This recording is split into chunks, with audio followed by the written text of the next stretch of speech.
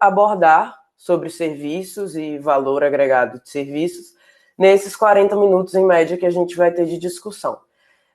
Eu sou designer, sou maranhense, atualmente estou morando aqui em São Paulo e estou trabalhando com design estratégico experimental, design de serviços. Então, eu queria começar essa discussão falando para vocês que, primeiramente, eu não vou apresentar aqui ferramentas de design de serviços, porque a gente tem acesso a essas ferramentas e acredito que muitos de vocês, se tiverem interesse ou se já tiverem acesso, podem ter acesso a essas ferramentas do design de serviços posterior a essa palestra.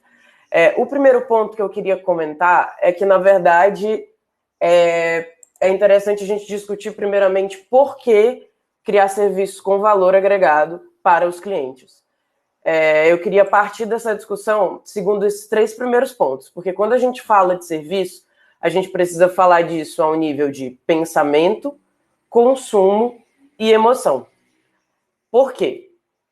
Primeiramente porque quando a gente fala de pensamento, é muito importante a gente comentar que a sociedade, de maneira geral, vem de um mindset, vem de uma linha de pensamento industrial, e agora a gente está vivendo um momento de pensamento digital, de um modo de pensar que é digital. Qual que é a diferença disso? Uma estrutura industrial de pensamento, ela é linear. Então, se você trabalha em uma fábrica, você tem uma função X, uma função Y, e isso segue uma linha de produção que é linear. Quando a gente fala desse novo pensamento digital, que é esse novo contexto de mercado que a gente tem acesso, a gente já fala de um pensamento que é mais exponencial, de uma tecnologia que cresce de maneira exponencial e de um mercado que se enxerga e se comporta de uma maneira mais exponencial. E o que isso quer dizer na prática? Que quando a gente tem um ciclo que é exponencial, a gente pode ter como referência a própria natureza. Se a gente pensa no ciclo da chuva, por exemplo, a etapa de evaporação da água, esqueci o termo que se fala, mas essa água ela sobe, aí ela se torna sólida novamente, cai em forma de chuva. Isso é um ciclo que tem um esquema de interdependência e de cooperatividade, ou seja, cada uma dessas partes é fundamental para que esse processo funcione de maneira eficiente. Quando a gente pensa em um pensamento mais voltado para a indústria, a gente tem uma estrutura que é mais linear, mais hierárquica e mais repetitiva. E o que isso quer dizer na prática? Que no modelo industrial, a gente tem essa associação clara de que a gente tem uma ascensão profissional, né? Então você entra como estagiário, depois você vira júnior, pleno, sênior, e aí você vai ascendendo nesse modelo e um cargo tende a ter um nível de relevância maior que o outro. Então você tem essa noção de que vai subindo de patamar em cada uma dessas etapas. Num modelo mais digital, exponencial e natural, essas partes elas dependem uma da outra e elas funcionam de maneira cooperativa e todas elas são necessárias para que esse processo de fato funcione, de fato evolua.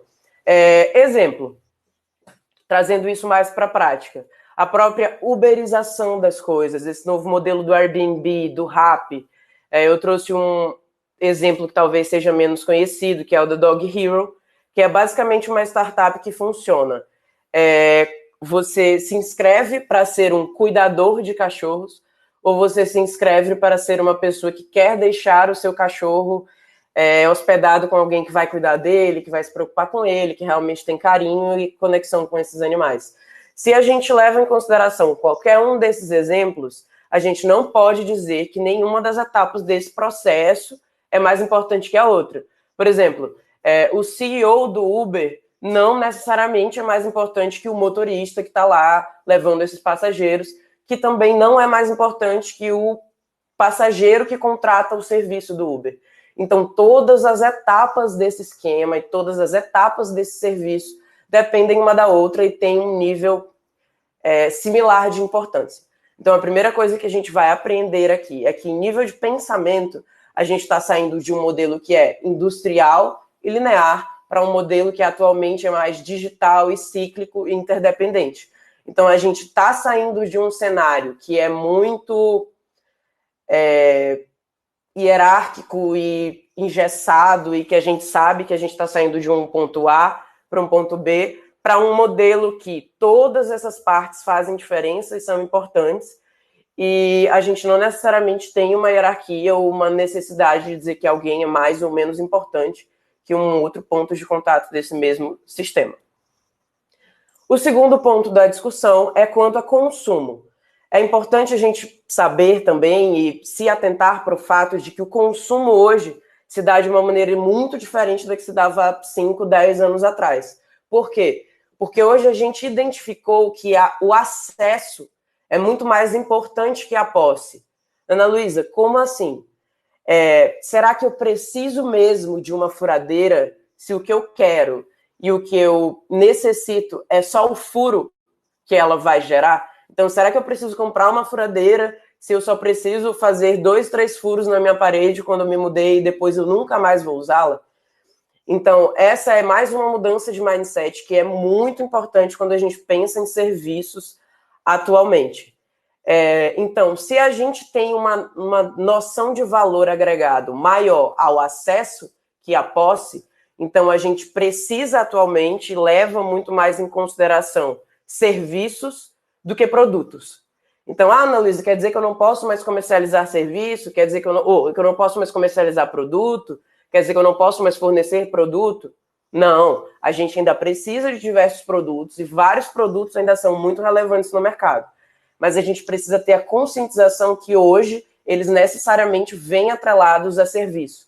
Porque a gente não consome mais só pela posse, pelo status. A gente quer ter acesso a experiências.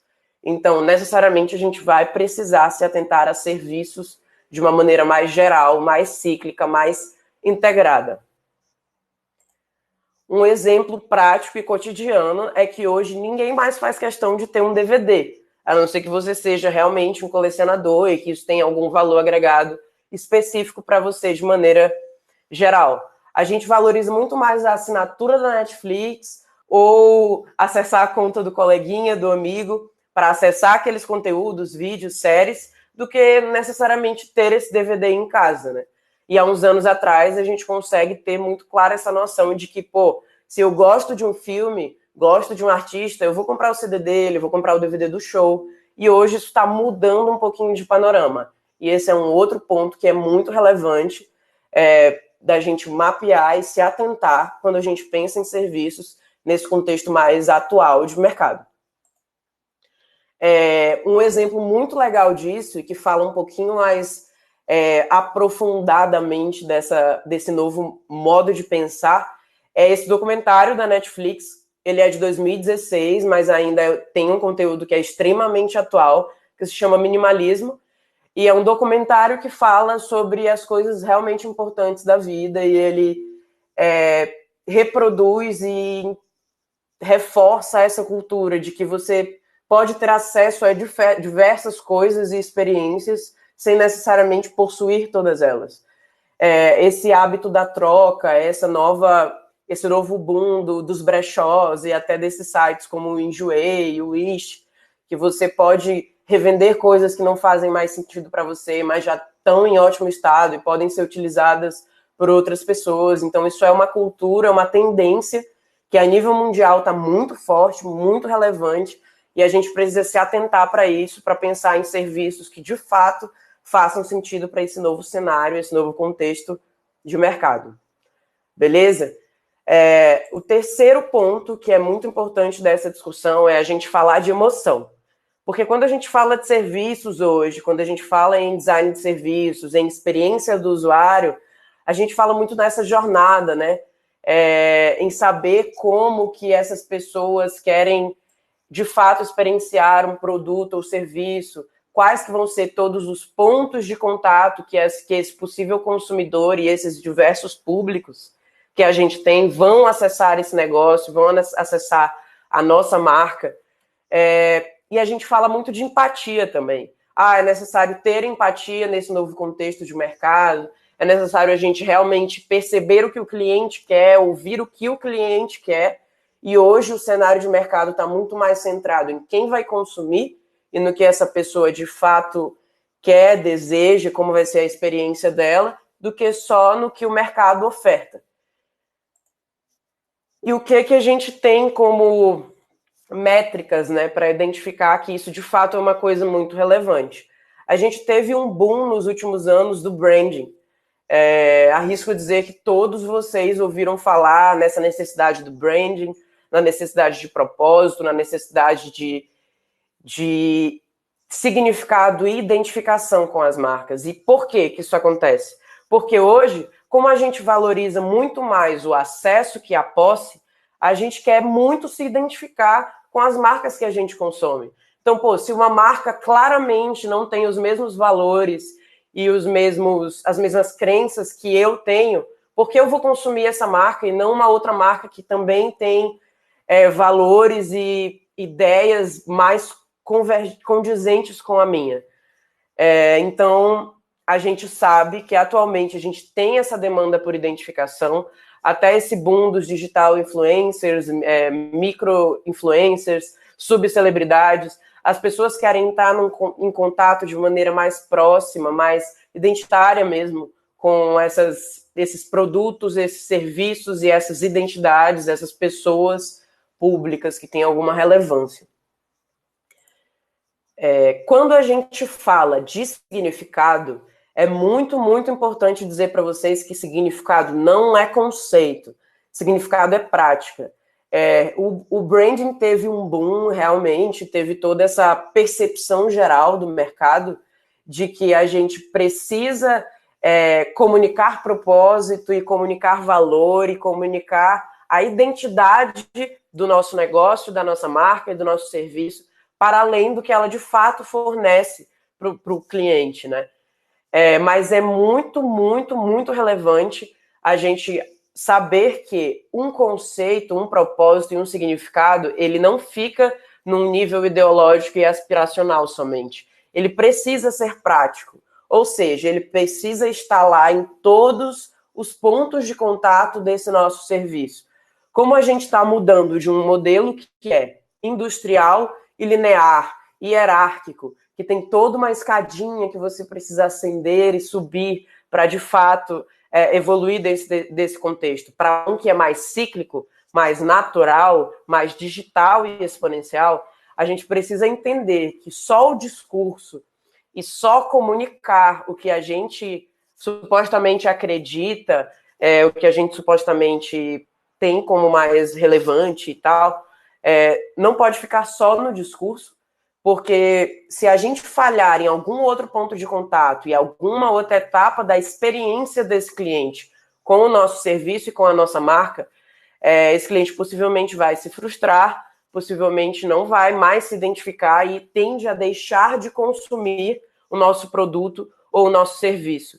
Então, antes de você pensar um discurso muito significativo, uma frase de impacto, um slogan muito interessante, é muito importante a gente se questionar e delimitar coisas que de fato sejam tangíveis, alcançáveis e reais. Então, a marca é uma construção de significado e esse significado não é conceito, ele é prática. E quando a gente fala em prática, a gente está falando de experiência e de serviço. Buscando.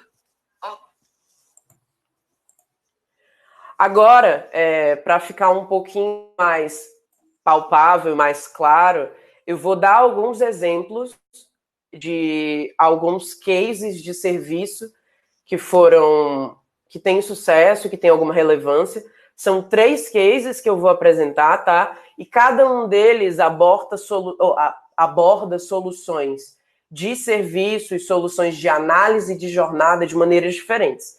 Então, a gente vai conseguir ter 3 pontos de vista interessantes a respeito do que é essa análise de serviço e essa geração de serviço com maior valor e com maior relevância nesse novo contexto que a gente tem de mercado. O primeiro ponto da análise que a gente entende, parte para entender melhor um serviço, é a necessidade. O que ele tem de diferente, qual que é a inovação, o que vai fazer essa pessoa optar pelo seu serviço e pelo seu produto e não do seu concorrente que está ali a um clique de distância, a um Google de distância ou a uma esquina de distância do que você tem para oferecer. O desafio dessa etapa é enxergar o que ninguém viu. E o caminho para a gente chegar a isso é a jornada. Então, todas as partes do todo. O design de serviço fala e defende muito a análise esmiuçada da jornada e da experiência com a sua marca, com o seu cliente, enfim. O primeiro exemplo tem uma necessidade que é melhorar a experiência de alimentação das pessoas que têm Parkinson. A gente parte desse gatilho, desse ponto de necessidade que precisa ser solucionada e suprida. E o desafio é como ofertar uma experiência de alimentação para essas pessoas que sofrem de Parkinson e que têm esses tremores muito elevados de maneira diferente. Uma coisa que ninguém fez ainda. E o terceiro ponto é o que mais ninguém viu nessa jornada dessas pessoas que precisam se alimentar e têm essas limitações já sabidas. Quando a gente pensa na experiência de alimentação de uma pessoa com Parkinson, de maneira imediata a gente pensa, essa pessoa precisa ser auxiliada por uma outra pessoa, então a gente pode propor um serviço de home care, pode propor um serviço que tenha, sei lá, um aplicativo que linke diretamente essas pessoas que precisam de assistência de maneira mais ágil, mais eficiente, com pessoas que podem dar assistência, enfim. Mas se a gente parar para pensar, isso já é feito de maneira menos ou mais tecnológica, menos ou mais digital. A gente já tem as pessoas que prestam assistência para pessoas que têm Parkinson em um nível avançado. Então, de uma maneira ou de outra, isso já está sendo feito. Mas o Google resolveu analisar essa jornada sob um outro ponto de vista. Esmiuçaram essa experiência da pessoa que quer se alimentar e que tem essa limitação dos tremores, e eles optaram por um outro ponto de vista. A gente já sabe que essa pessoa pode ser auxiliada, precisa ser auxiliada por um enfermeiro, por um assistente, mas e se a pessoa com Parkinson em nível avançado tivesse essa vontade de se alimentar sozinha e de ter algum nível de autonomia? O que dá para fazer? Então, o Google criou essa colher, que basicamente você segura nesse cabo, nessa primeira parte, e treme, mas ela tem um estabilizador, um motor elétrico, que a parte da colher e do cabo fica estável, ainda que a mão que controla trema. Então, eles optaram por um outro ponto de vista. A gente já tem todo um mercado que pensa soluções de assistência e de auxílio para a pessoa com Parkinson. Mas se a pessoa com Parkinson quiser ter autonomia, será que isso não tem algum outro tipo de relevância, algum outro tipo de valor que ainda não foi oferecido previamente? Então, esse é um primeiro exemplo de como olhar uma jornada de serviço sobre um outro ponto de vista pode fazer a gente ter uma solução com realmente muito mais valor, muito mais relevância para o nosso cliente, para quem de fato é o público que a gente precisa atender. O nosso segundo exemplo parte dessa necessidade, desafio e caminho. A necessidade nós temos uma rede de supermercado, uma rede de mercado que já trabalha com serviço há muitos anos, é uma rede solidificada no mercado, mas eles precisam fazer esse número de vendas aumentar sem abrir novas lojas, sem ter gastos excessivos além do que eles já têm, porque eles não têm mais dinheiro para investir e precisam aumentar essa margem de lucro. Então, qual que é o desafio?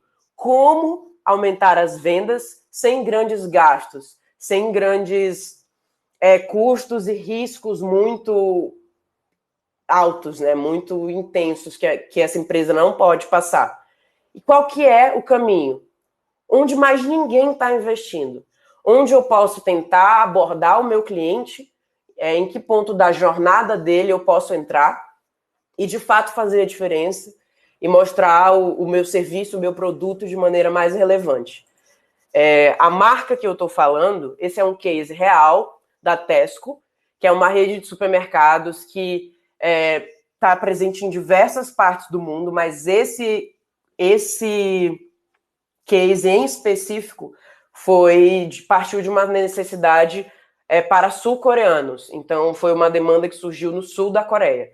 Eles precisavam aumentar a margem de venda sem ter custos muito altos, ou seja, sem abrir outros supermercados nessa região.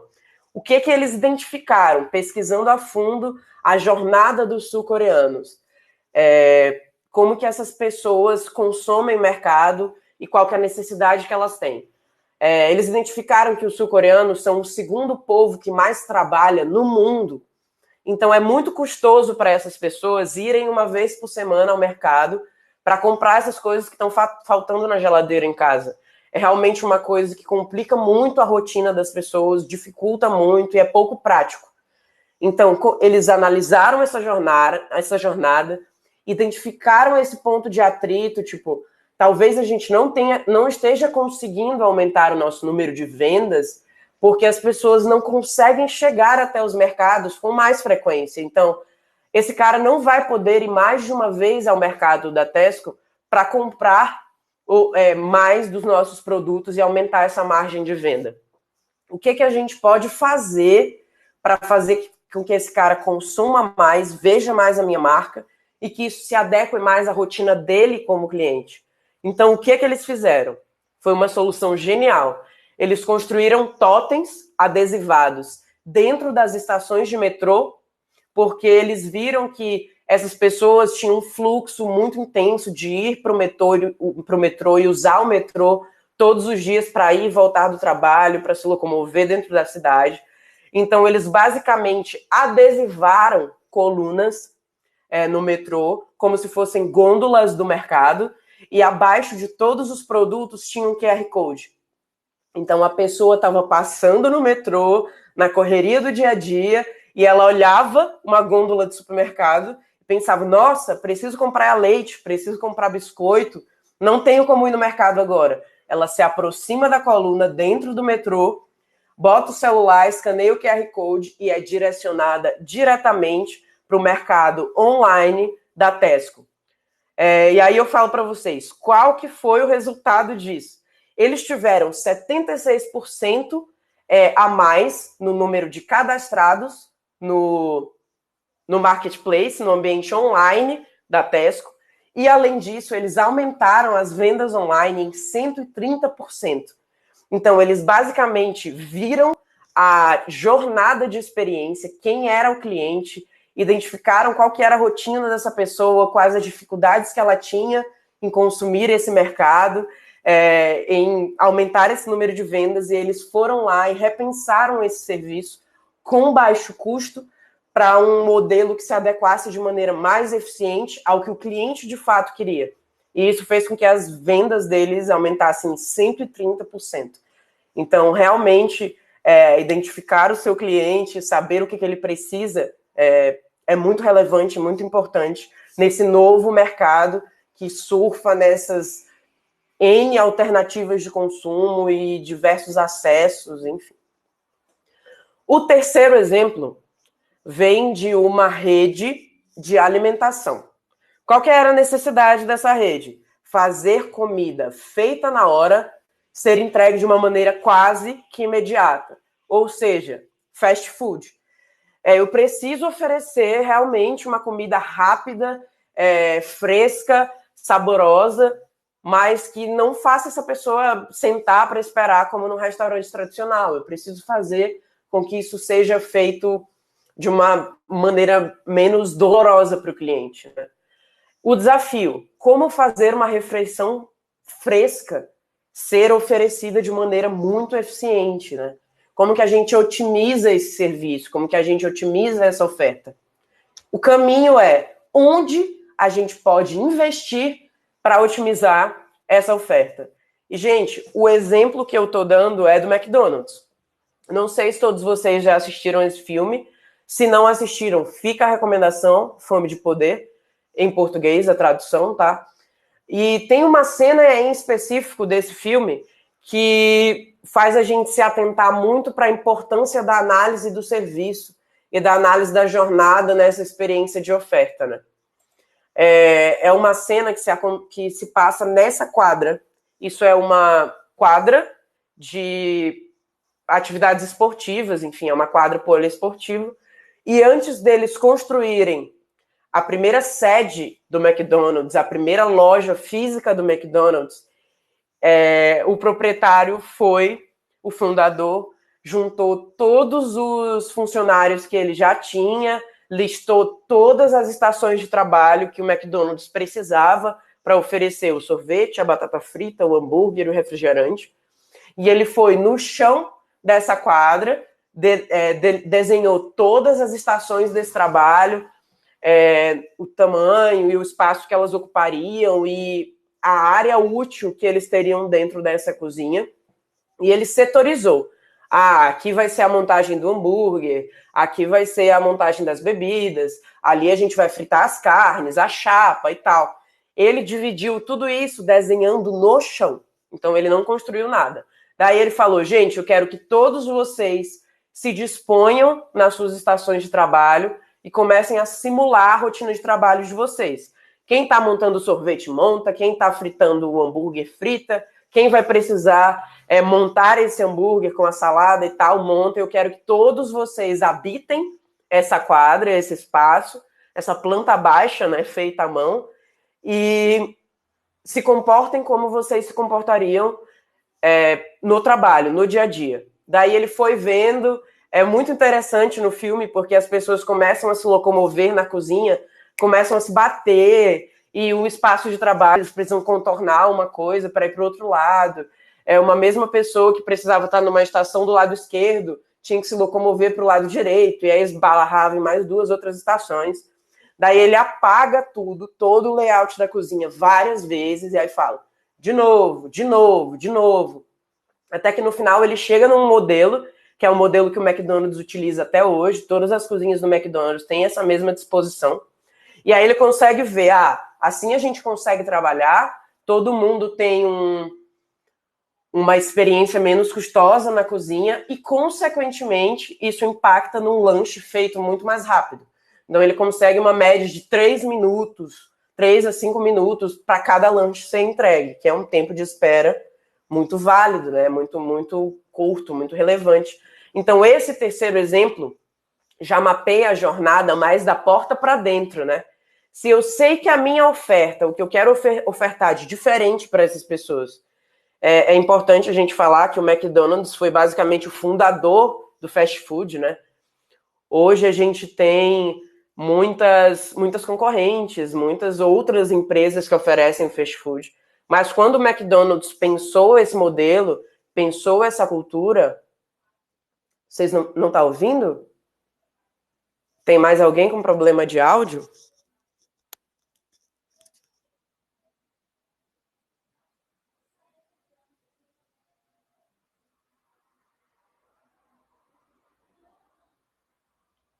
Gente, se em alguma parte vocês não escutaram claramente o que eu disse, vocês podem comentar aqui que eu dou uma voltada, tá? Eu repito, sem problemas. Eu estou tentando passar por todo o conteúdo para depois a gente abrir realmente para a discussão e para as dúvidas.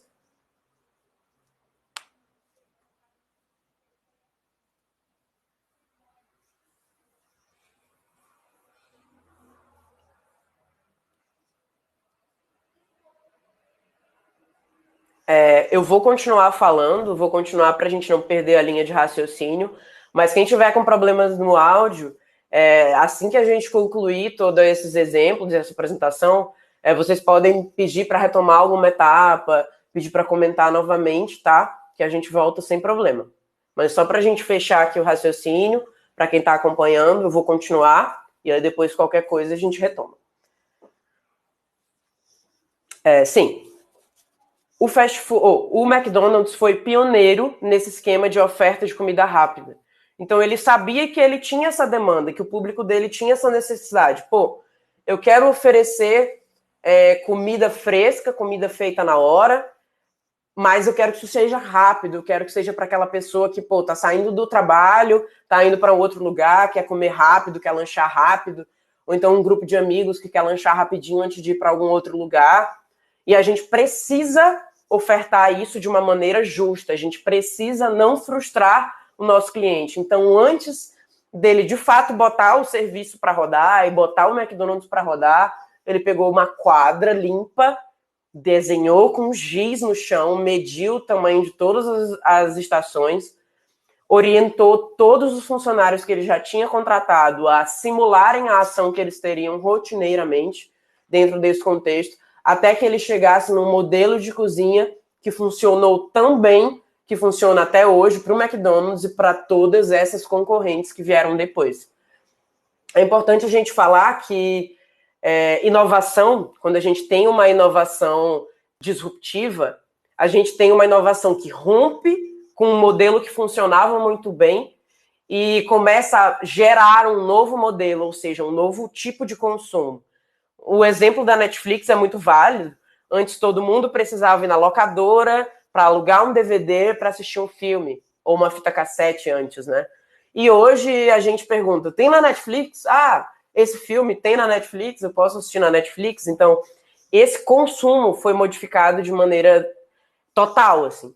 É a mesma coisa com os restaurantes. A gente ainda tem hoje esse modelo de restaurante que você vai, senta e consome a comida, espera, fica em média 1, 2 horas, mas hoje já tem diversas outras marcas que replicaram esse modelo do McDonald's. Por quê? Porque há vários anos atrás ele focou no usuário, focou na necessidade do público, quando ninguém estava vendo ainda, né? Quando ninguém estava prestando atenção. Daí eu tenho algumas observações, algumas conclusões, que é muito importante quando a gente fala em análise de serviço, em pensar serviço. O serviço com valor leva em consideração todas as etapas da jornada. No exemplo que a gente teve do Google, da colher para pessoas com Parkinson, o foco dessa solução e o foco dessa experiência foi no, mas o que essa pessoa que tem Parkinson sente? O que é que frustra essa pessoa? O que é que ela queria que fosse diferente? Pô, é validado, é comprovado por pesquisas que pessoas com Parkinson queriam muito ter mais autonomia. E elas se sentem muito prejudicadas porque elas veem o corpo não respondendo mais à cabeça, né? Elas não têm mais aquela coordenação motora que as outras pessoas têm, elas precisam de muita ajuda. Então, será que em vez da gente pensar a melhor oferta de ajuda, não é interessante a gente pensar o que esse cliente quer e como que a gente pode gerar mais autonomia para ele, mais autocuidado mesmo, né? Quando a gente para pensar no exemplo do McDonald's, a gente já analisa muito mais uma questão de backstage. Para o meu cliente final, já identifiquei que essa pessoa tem uma rotina agitada e ela tem uma rotina rápida, ela só quer comer rápido, um lanche fresco feito na hora, que não seja congelado, que não seja de ontem. Então, eles foram, remodelaram e repensaram o backstage do serviço para que o front stage não se frustrasse com a experiência, para que o cliente não chegasse lá com a promessa de receber um lanche em 2, 3 minutos e demorasse 30, 40 minutos para receber isso. E quando a gente para pensar no exemplo do mercado, da Tesco, a gente olha muito mais sobre um ponto de vista de, eu tenho essa oferta e eu tenho essa procura. No meio eu tenho um atrito que eu preciso suprir. Cara, eu preciso aumentar a minha margem de lucro e eu não posso mais gastar dinheiro para fazer isso. Então, o que eu posso pensar? Ele desmembrou toda a jornada, identificou quem era esse cliente, quem era esse público, e daí ele, essa pessoa tem uma rotina que é agitada, que é de muito trabalho, é difícil para ela ir no mercado. É difícil para ela separar 2 dias na semana para comprar o que está faltando na geladeira. Como a gente pode entrar na rotina desse cara de maneira barata e que isso seja eficiente e que a percepção da nossa marca seja positiva? Então, é muito importante quando a gente pensa em serviço, em valor de serviço, sim, a gente precisa definir o discurso, a gente precisa comunicar esse discurso, porque se o nosso cliente não sabe o que a gente se propõe a fazer, ele não vai ter como consumir, mas a gente precisa analisar os processos internos, a gestão, quem é o usuário, quais são todos os pontos de contato da minha marca, como que a gente se comunica e como que a gente entrega. Então, assim, se eu tenho uma loja de roupas, eu tenho que entender que o contato que o meu cliente tem com a minha marca não é só na roupa que ele leva para casa. É em como ele conhece a minha marca, é em como a minha marca tá na cabeça das outras pessoas que já consumiram ela. Então, tipo, se eu tenho uma loja de roupas, eu quero que quem já consumiu ela tenha uma experiência positiva e possa recomendá-la ou falar dela positivamente. Eu preciso ter noção de que essa marca está presente e viva no ambiente online. Recentemente eu tive uma aula que a palestrante falou que a gente é carne, osso e muitos pixels. Então, atualmente, a gente não é mais só o nosso corpo, a gente não é mais só o nosso cabelo e o nosso rosto e as roupas que a gente veste, a gente também é pixel. Então, independente do mercado que você esteja ativo, se ele é online, se ele é offline, se ele é remoto, se ele é presencial, a gente precisa saber que além da carne e do osso, que além da sede física e além da percepção das pessoas e do branding, a gente também é pixel. A gente também está presente nesse ambiente online. Então, o nosso serviço, as nossas demandas vão estar em todos esses espaços, não só na nossa oferta final, não só no que o cliente faz quando ele de fato consome a nossa marca. Beleza? Gente, quem não está conseguindo ouvir, quem o áudio está travando, tenta fazer isso de atualizar a página, tenta acompanhar a discussão do ponto que a gente está, e aí depois, quando isso se encerrar, a gente vai abrir para discussão, vai abrir para troca para perguntas, e aí eu retomo as etapas que vocês não conseguiram ouvir, tá? Outra conclusão, outra observação que é muito importante. Para a pessoa consumir, ela precisa confiar. Para confiar, a gente precisa ser sincero. Então, hoje, nesse modelo exponencial, digital e de mudança desenfreada de mercado que a gente tem, não adianta mais a gente deixar para testar uma coisa no mercado. Por quê? Porque a gente pode frustrar o nosso cliente e se essa frustração for muito grande, ele nunca mais vai te dar outra chance. Ele nunca mais vai consumir a tua marca. Então, a gente precisa alinhar essas expectativas e entender o que de fato é importante para esse cliente. Exemplo, se eu tenho um restaurante e eu sei que dentro dos meus processos e da minha oferta, um prato que é feito na hora demora pelo menos 30 minutos para ser entregue para o meu cliente, no momento que ele faz o pedido, ou no meu cardápio, ou na Hosters, na entrada, eu já consigo avisar para ele, olha, legal, a gente tem toda essa experiência fornecida aqui, mas o prato que você pediu leva pelo menos 20, 30 minutos para ficar pronto. Tudo bem? Porque a gente passa por esses processos, os ingredientes são esses e tal. Você aceita esperar? Então, é muito importante que a gente estabeleça essa relação de confiança e de verdade com o cliente quando a gente oferta um serviço.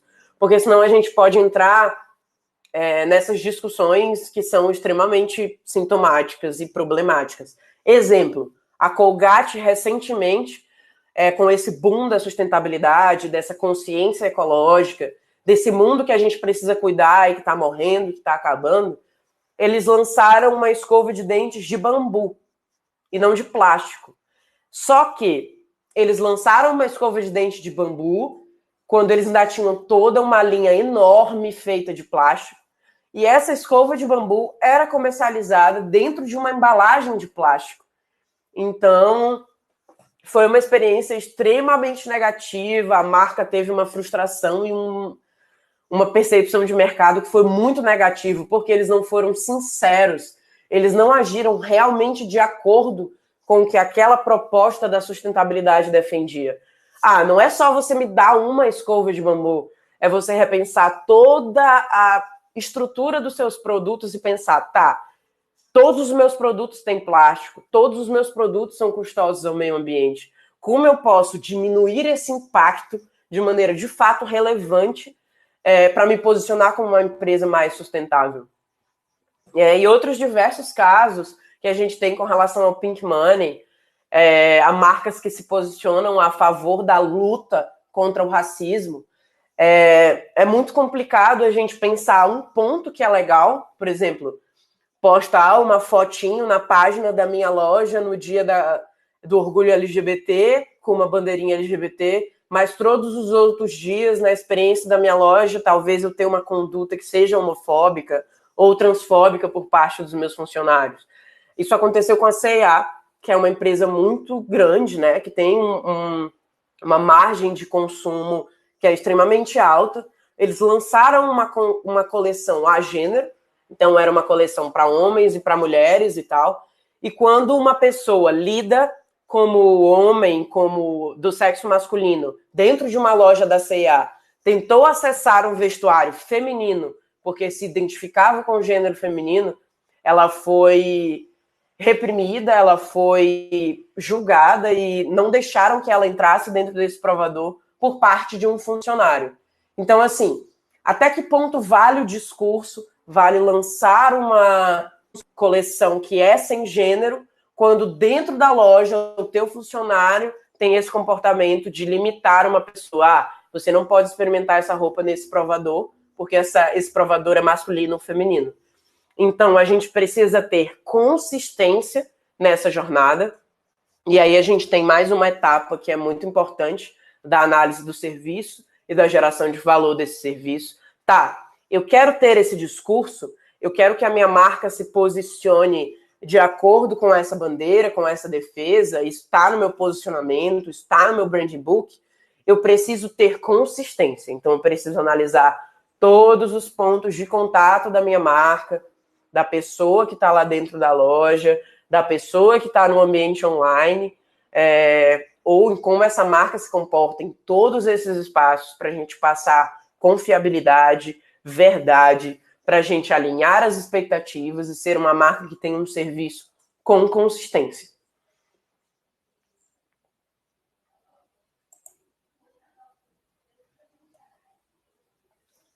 O terceiro ponto, a terceira etapa dessa construção, que é muito importante a gente levar em consideração, todas as etapas e todos os pontos de contato precisam falar e fazer a mesma coisa. Eu não posso chegar e ver uma marca no ambiente online, numa página do Instagram, que tem um feed super bonito, que tem um discurso super elaborado, postagens muito bonitas, stories muito bem articulados, e quando eu vou interagir com essa marca no site, ou no ambiente físico, ou no stand, dentro de determinado evento, não está falando a mesma coisa, e não tem o mesmo cuidado, não tem a mesma estrutura de um outro ambiente ou de um outro ponto de contato. Eu não posso ter um ambiente online e um site que é extremamente interessante, e quando a pessoa tenta ligar para o meu saque, para o meu serviço de atendimento ao cliente, ou tenta ir numa loja física, ela não tem essa mesma experiência. Isso tem um atrito, isso tem um problema de eficiência. Um exemplo que a gente tem de case bem sucedido nesse sentido é o próprio Nubank. O Nubank se dispõe a ser uma fintech, que é uma startup financeira, que desburocratiza, que otimiza os processos de relação com o banco, financeiro, cartão de crédito, e que deixa tudo isso muito mais barato, muito mais eficiente e totalmente no ambiente online. O Nubank não tem um serviço telefônico de atendimento ao cliente, mas praticamente qualquer coisa que você tente resolver ou tente alinhar com o Nubank, você consegue fazer pelo chat do aplicativo, você consegue bloquear o cartão muito fácil, você consegue diminuir ou aumentar o seu limite, solicitar um outro limite, abrir um chat com alguém do Nubank que vai falar com você diretamente, resolver o seu problema, você vai ser chamado pelo seu nome, você vai saber o nome do atendente, então não tem mais aquela relação hierárquica que a gente tinha com os bancos, de não saber o nome da pessoa que estava atendendo a gente, de saber que para resolver uma coisa ia demorar 1, 2, 3, 4 horas, dias, enfim. Então a gente tem uma consistência no serviço, tem uma confiabilidade no serviço, E isso fez com que o Nubank virasse um unicórnio em menos de 2 anos. Ou seja, virasse uma empresa que começou a valer mais de 1 bilhão em menos de 2 anos. Porque eles trabalharam com uma consistência e com uma estrutura muito justa. Eu não sei se vocês acompanharam isso na época, mas principalmente no começo e até hoje, o Nubank tinha problemas, as pessoas tinham uma percepção negativa, porque elas não conseguiam se cadastrar e, de fato, receber o cartão. No começo era um processo muito selecionado, assim. As pessoas precisavam ser convidadas, até hoje precisam ser convidadas, mas nem todo mundo era aprovado nessa análise de crédito, as pessoas ficavam frustradas, ficavam tristes. O que é que o Nubank fez? Como que o Nubank resolveu agir? Eu não vou oferecer cartão de crédito para todas essas pessoas, porque isso vai impactar na qualidade do serviço que eu ofereço, e aí eu não vou mais conseguir atender todos os meus clientes dessa maneira fácil, sem burocracia e tal. Então eu vou deixar claro para eles que eu não tenho condições, eu não tenho estrutura para atender a todos eles. Então, no site do Nubank, a gente tem um detalhamento de como funciona a seleção, o que essa análise de crédito leva em consideração, quanto tempo você vai demorar para ser aprovado ou em quanto tempo você pode fazer outra solicitação do cartão. Então, eles deixaram muito claro para a pessoa, olha, o nosso serviço funciona assim, a gente quer diminuir a burocracia, a gente quer facilitar a tua vida, mas para fazer isso com qualidade, para fazer isso com relevância, a gente infelizmente não consegue atender todo mundo que quer o cartão agora. A gente te pede desculpas, mas aqui está como funciona a nossa análise de crédito e aqui está em quanto tempo você vai ser aprovado ou em quanto tempo você vai poder solicitar de novo a participação no aplicativo. E mais uma vez, e isso só se deu porque eles analisaram toda a jornada e toda a experiência que as pessoas tinham com os bancos tradicionais e tinham com o Nubank e como isso não ia ser impactado, como isso não ia ser mal visto, né? Como isso não prejudicaria a percepção da marca. Tanto que o Nubank até hoje está em constante ascensão, é uma marca que tem muita relevância, enfim. Agora, essa foi a discussão que eu trouxe, esses são os pontos que eu achei importante valorizar nesse tempo relativamente curto que a gente tem. É muito importante a gente entender que a nossa oferta, o nosso produto e o nosso serviço, ele não está só nessa linha de frente, ele não está só nesse front stage, ele acontece muito no backstage e acontece muito dentro da rotina do nosso cliente, do nosso usuário, da rotina do nosso consumidor. E é importante a gente falar que público, usuário e cliente não é só quem vai pagar pelo seu serviço e pelo seu produto.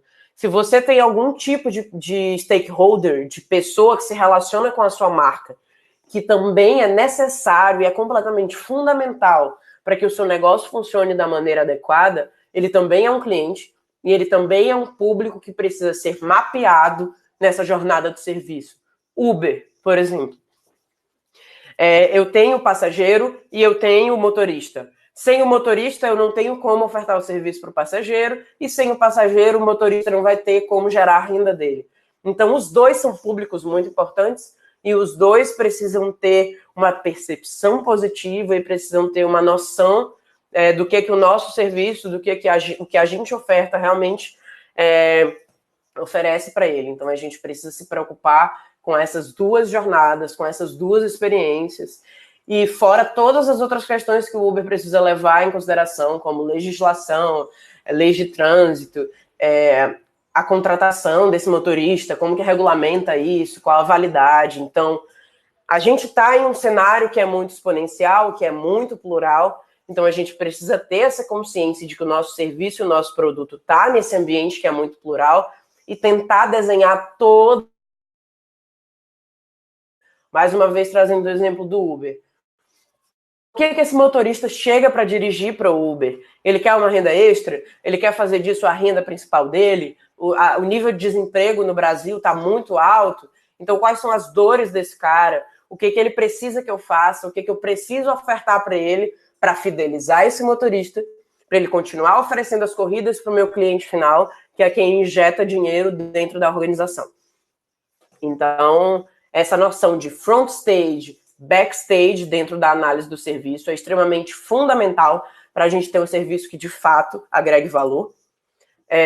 A gente precisa falar a verdade. Então, se você não tem como ofertar um serviço com um nível de excelência X, com resultado de tempo Y, com uma entrega que vai acontecer num tempo Z, beleza.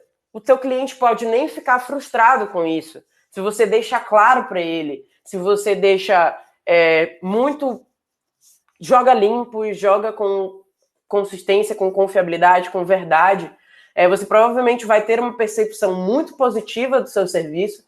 Poxa, eles fazem um serviço muito legal, demorou um pouco, mas eles me avisaram. Ou então demorou um pouco, mas antes que o serviço fosse completado, eles me deram um feedback que fez com que eu me sentisse mais especial, que fez com que eu me sentisse mais pessoalmente atendido por aquela marca e por aquele serviço, que é outro ponto que é muito importante. E o terceiro ponto todas as etapas e todos os pontos de contato precisam falar e fazer a mesma coisa.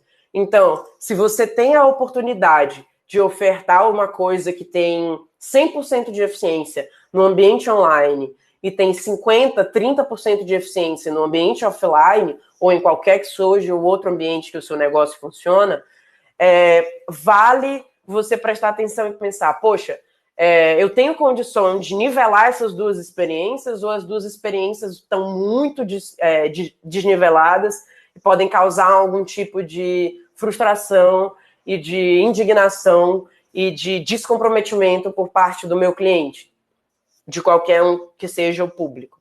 Então, se a gente sabe que hoje a gente vive num mundo que está a 180 km por hora, tudo muda todo dia, a tecnologia está avançando de uma maneira exponencial e desenfreada, a gente não consegue nem acompanhar todas essas tecnologias que estão em voga, é muito importante que a gente consiga desenhar uma consistência, um nivelamento na experiência de serviço ofertada pelo nosso negócio.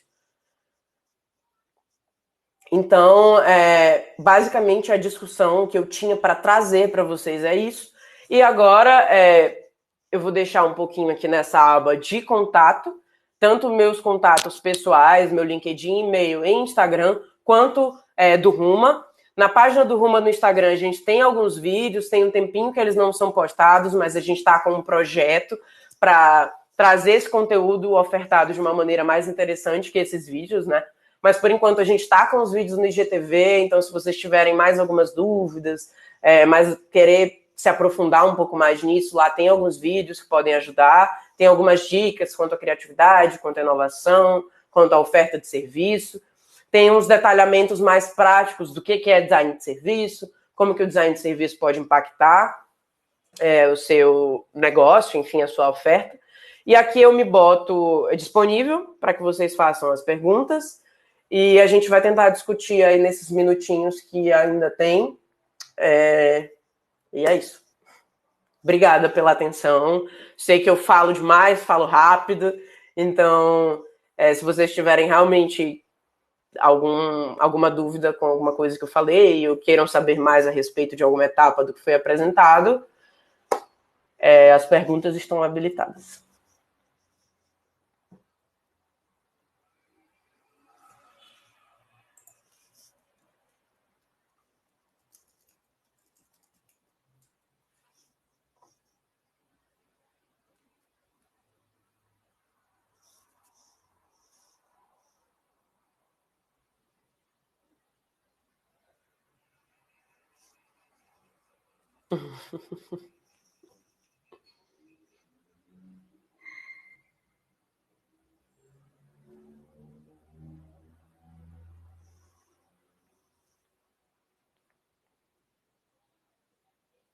Gente, se vocês não tiverem perguntas, mas quiserem que eu detalhe um pouco mais alguma etapa também.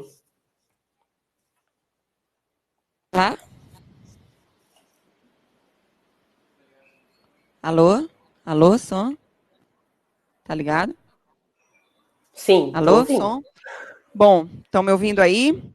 Enquanto vocês se preparam aí, estão fazendo as perguntas para a Ana Luísa, da Rumo Estratégica, que proferiu essa palestra para a gente agora, esse bate-papo, eu quero convidar vocês a retornarem às 14 horas. O evento, como eu falei, ele é o dia inteiro, nós iniciamos às 9 horas, já tivemos 3 palestras, 3 excelentes palestras, muito bem avaliadas pelo público que está assistindo, a gente está acompanhando em tempo real, lembrando que é um evento ao vivo, você interage no momento das palestras.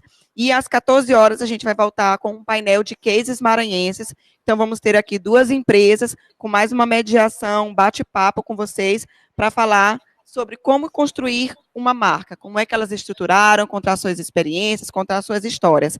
E a programação segue até as 22 horas. Então, fiquem com as perguntas agora, a interação ainda com a Ana Luísa. Obrigada, Ana Luísa. Obrigada pelo convite, gente. O que eu digo sobre design de serviços, o primeiro ponto é que eu acredito que hoje o design de serviços seja fundamental por conta de todas essas questões que foram comentadas, quanto a pensamento, quanto a consumo, quanto a emoção, ele se faz extremamente necessário, realmente, nesse processo de pensar um serviço, uma experiência para o atual mercado que a gente tem. É muito necessário, em qualquer nível, tá, gente? Seja você uma pessoa que trabalha sozinha, seja você parte de uma instituição grande, levar o design de serviço e as ferramentas do design de serviço em consideração no processo de se pensar qualquer tipo de experiência de mercado. Gente, muito obrigada, tá? Que bom que vocês gostaram.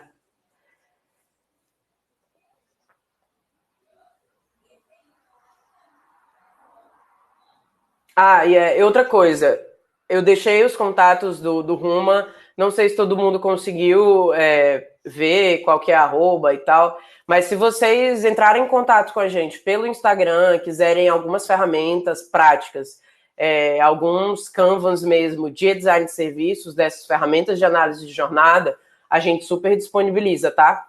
Pronto, acabei de responder isso. O Blueprint é uma ferramenta de design de serviço que pode ser muito interessante, porque é uma ferramenta que analisa toda essa jornada, tem toda essa estrutura, e aí você analisa o que é muito legal nessa experiência, e o que ainda é atrito, o que ainda pode ser prejudicial para o cliente. Então fica a dica, pesquisem Blueprint e vejam os diversos modelos que tem de Blueprint na internet, que eles ajudam bastante, é uma ferramenta bem completa.